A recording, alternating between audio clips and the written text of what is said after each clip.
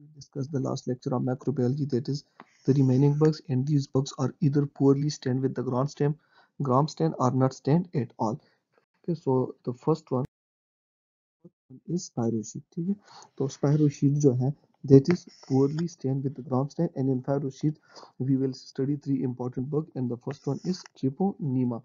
तो Treponema is it is स्पायरोशीट, तो नाम से पता चलता है कि it is A spiral bug. ठीक है, इसका शेप स्पाइरल होगा। दूसरा, इसका रिजर्वायर याद रखें कि that is human genital tract, and if human genital tract it is reservoir, so it means कि it's mode of transmission is either sexual transmission or across the placenta.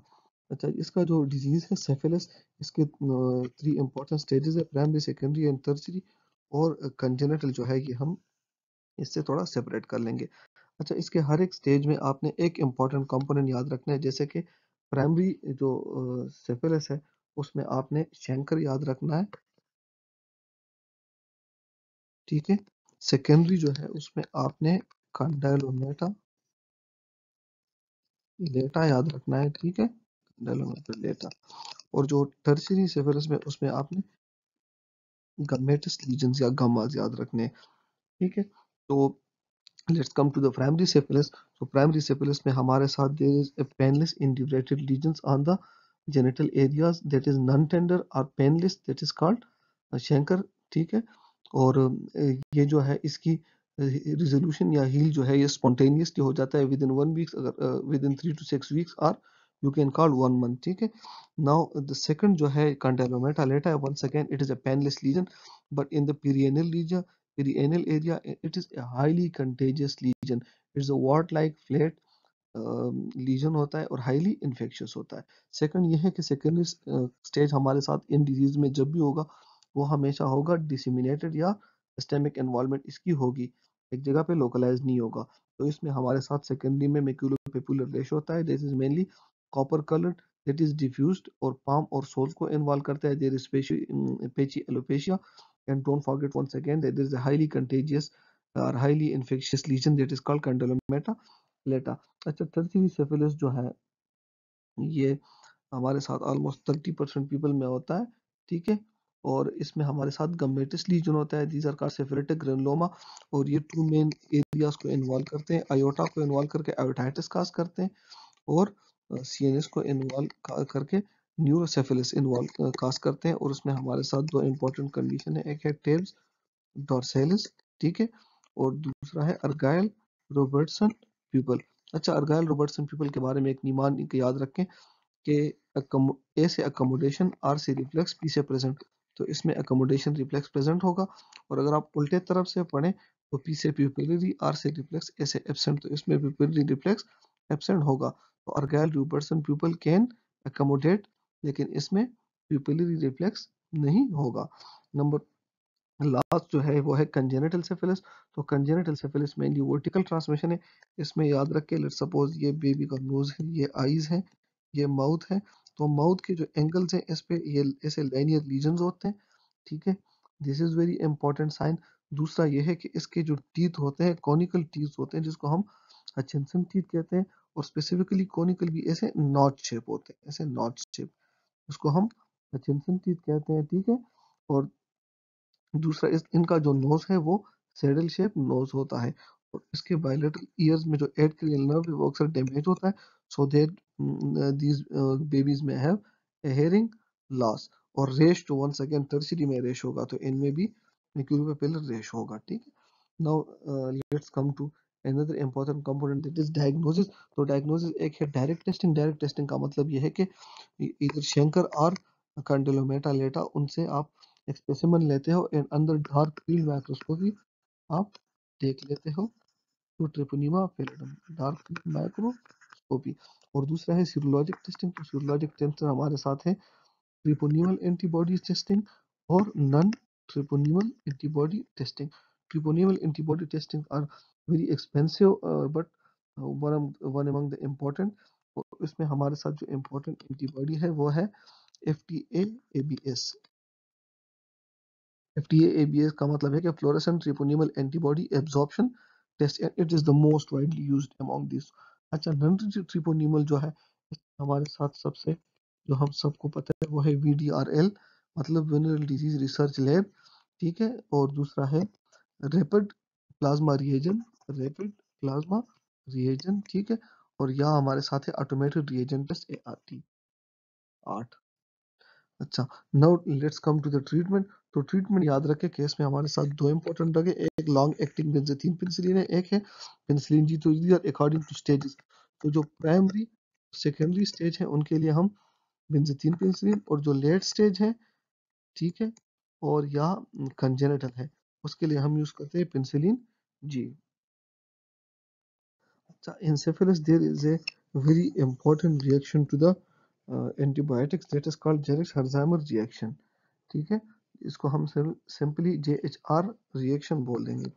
तो JHR में क्या होता है, इंक्रीज बॉडी टेम्परेचर होता है within 24 hour administration of antibiotic, ठीक है। और उसके साथ अक्सर बीपी लो होता है with other symptoms like leucopenia, rigors and chills. लेकिन आपने हाई टेम्परेचर, डिक्रीज बीपी और डिक्रीज ल्यूकोसाइट काउंट्स, ये तीनों जेरिक हर्जाइमर रिएक्शन में भूलने नहीं है।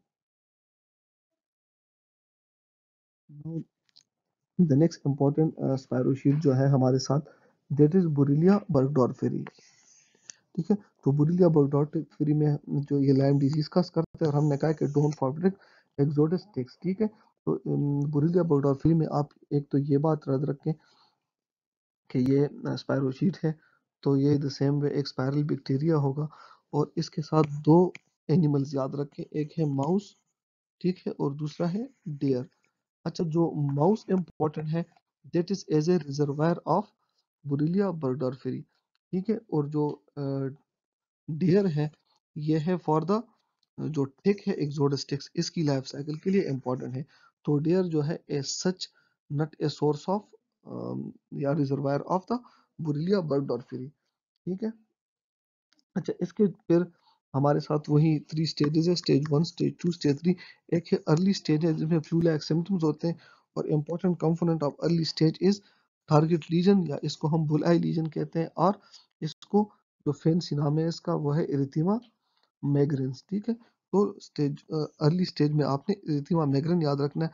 डिसेमिनेटेड स्टेज जो स्टेज 2 है, स्टेज 2 में आपको हमने बताया था कि इसमें आपने ये नहीं भूलने कि various organs of the body को हेमाटोजेनिक स्प्रेड होती है। तो लेट सपोज अगर जॉइंट्स को स्प्रेड हो जाए, तो जॉइंट में इन्फ्लेमेशन हो जाती है, दैट्स कॉल्ड आर्थराइटिस, ठीक है। मसल को हो जाए तो पेन काज करता है, हार्ट को हो जाए तो अम, अ, उसमें हार्ट डिफेक्ट्स काज करता है, ठीक है। लिम्फ नोड्स में हो जाए तो स्वॉलन लिम्फ नोड्स काज करेगा, एंड सो ऑन। अच्छा, और जो लेट परसिस्टेंट है, तो ये जो ऊपर वाले जो सिम्टम्स हैं, ये अगर फॉर लॉन्ग पीरियड परसिस्ट करे, जैसे कि आर्थराइटिस क्रॉनिक आर्थराइटिस में कन्वर्ट हो जाएगा, ठीक है। And there is some time manifestation of the cranial nerve 7 palsy, that is Bell's palsy, ठीक है। एवी ब्लॉक्स हो जाते हैं, तो एवी ब्लॉक्स अर्ली में भी हो सकते हैं, that is important feature of the stage 2, लेकिन लेट में भी हो सकते हैं, ठीक है। और वही conjunctivitis, palpitation, arrhythmias, myocarditis, pericarditis.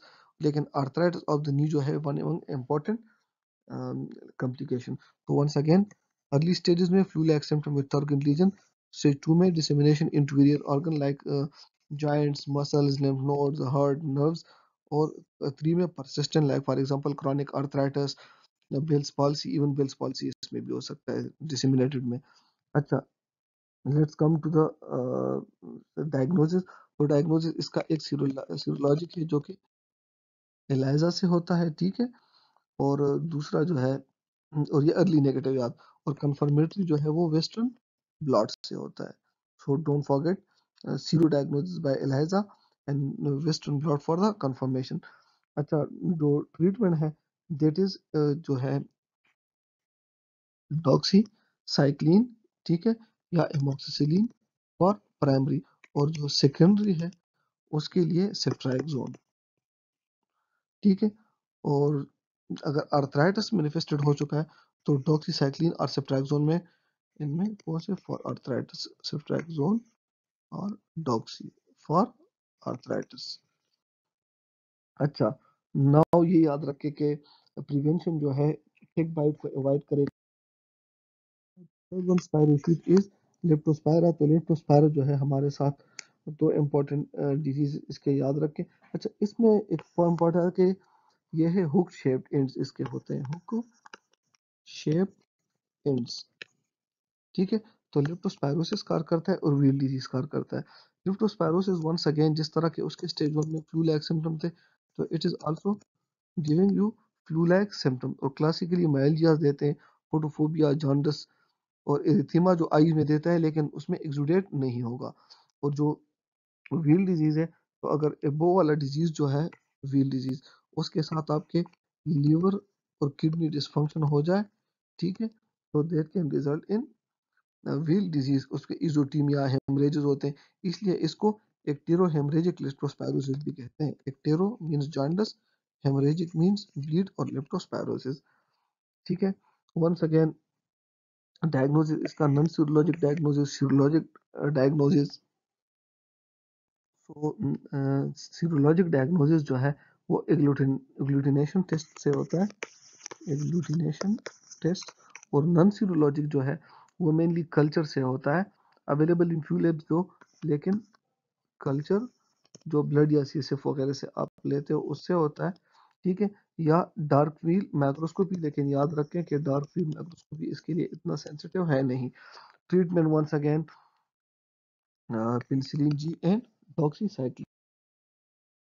Now let's come to the chlamydia, not seen on gram stain at all, और obligate intracellular है। तो इसमें जो हमारा पहला है वो है क्लेमिडिया ट्रैकोमैटिस। इसमें हमने 3 टाइप्स याद रखने, टाइप्स ए बी सी। तो इसमें बी सी याद रखने आपने, सी से कंजंक्टिवाइटिस और बी से ब्लाइंडनेस। तो chlamydia trachomatis, conjunctivitis and blindness. फिर टाइप डी टू के, तो डी जो है इससे डिजीजेस, पेल्विक इन्फ्लेमेटरी डिजीजेस और न्यूनेटल निमोनिया। सही। और जो टाइप L1, L2, L3 है, ये पेनलेस अल्सर और पेनफुल लिम्फ नोड्स। ठीक है, तो इस और डिजीज को हम कहते हैं लिम्फेंजियोग्रेनुलोमा वेनेरम। तो डिफरेंशिएट कैसे करेंगे, जो हमारे साथ सेफिलिस था उसमें अल्सर पेनलेस थे लेकिन उधर लिम्फ नोड्स नहीं थे।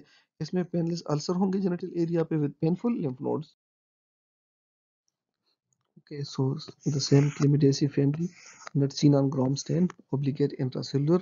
अच्छा, ये बात याद रखें कि इसका एक स्पेसिफिक मैकेनिज्म ऑफ एक्शन है। For example it is a mucosal cell, तो ये पहले इसमें एंट्री करता है, ठीक है, और फिर आफ्टर एंट्री इसके अंदर रिप्लिकेशन पास करता है। ठीक है, तो जो एंट्री करता है ये in the form of elementary body. ठीक है, और ये एलिमेंट्री बॉडी जब अंदर एंडोसाइटोज हो जाता है, तो ये अंदर रिप्लिकेशन करता है, और replication is in the form of reticulate body. तो नाम से ही पता चलता है कि E for elementary, E for entry या इन्फेक्शन, और R for reticulate body and R for replication inside.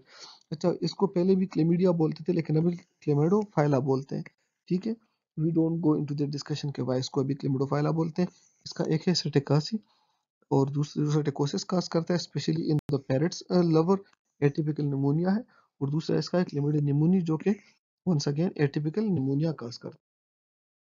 Now let's come to another important bug that is called mycoplasma. Once again atypical bug, तो ये atypical diseases cause करेगा, like for example atypical pneumonia and atypical Steven Johnson syndrome. Atypical pneumonia इसका ये है कि इसका chest x ray जो होगा that will be more severe than the patient presentation. और इसका जो क्लासिक वॉकिंग निमोनिया का फीचर होता है that is insidious onset of the headache, not productive cough, और चेस्ट एक्सरे पे डिफ्यूज इंटरस्टिशियल इन्फिल्ट्रेट होते हैं। ठीक है, और सेकंड यह है कि स्टीवन जॉनसन सिंड्रोम काज करता है। थर्ड जो हेमोलिटिक एनीमिया है वो इसलिए है कि there is high titre of cold agglutinogen that is in the form of IgM, and that IgM when या कोट्स या attach to the red cell can result in hemolysis। अच्छा, diagnosis इसकी कैसे करते हैं, तो डायग्नोसिस इज इधर पीसीआर और ELISA, और एलाइजा जो है इम्यूनोफ्लोरेसेंस सेंसिटिव एंड स्पेसिफिक है, और ये मलबरी शेप कॉलोनीज बनाता है, और स्टीरोल कंटेनिंग मीडिया। और स्टीरोल कंटेनिंग मीडिया के बारे में याद रखिए, जो माइकोप्लाज्मा है इसमें कोलेस्ट्रॉल होता है इसके स्ट्रक्चर में। ठीक है, लेकिन ये खुद कोलेस्ट्रॉल सिंथेसाइज नहीं करता, इसलिए जब भी हमने इसको ग्रो कराना हो तो इसको स्टीरोल कंटेनिंग मीडिया में ग्रो कराना होता है। अच्छा, स्टीवन जॉनसन सिंड्रोम आप लोगों को याद होगा कि देयर इज म्यूकस मेम्ब्रेन, और वो भी two mucus membranes involvement, and जब वो बहुत सिवियर हो जाता है that is become. Now let's come to some zoonotic organisms. So the first one is anaplasma or that called anaplasmosis. और ये exactly the same Ixodes ticks की वजह से स्प्रेड होता है. ठीक है. दूसरा है बर्टनेला. तो इसमें जो इम्पोर्टेंट डिजीज है उसको जो स्पीशी ऑफ बर्टनेला हंसाली है, और जो डिजीज है वो है कैट स्क्रेच डिजीज.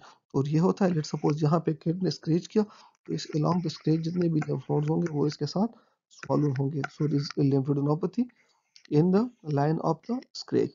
मतलब स्क्रेच की जितनी भी ड्रेनेज इन lymph nodes को होगी सो ये स्वॉलन हो जाएंगे. तीसरा है हमारे साथ कॉक्सिला बर्निटी, जो कि हमारे साथ काज करता है क्यों फीवर.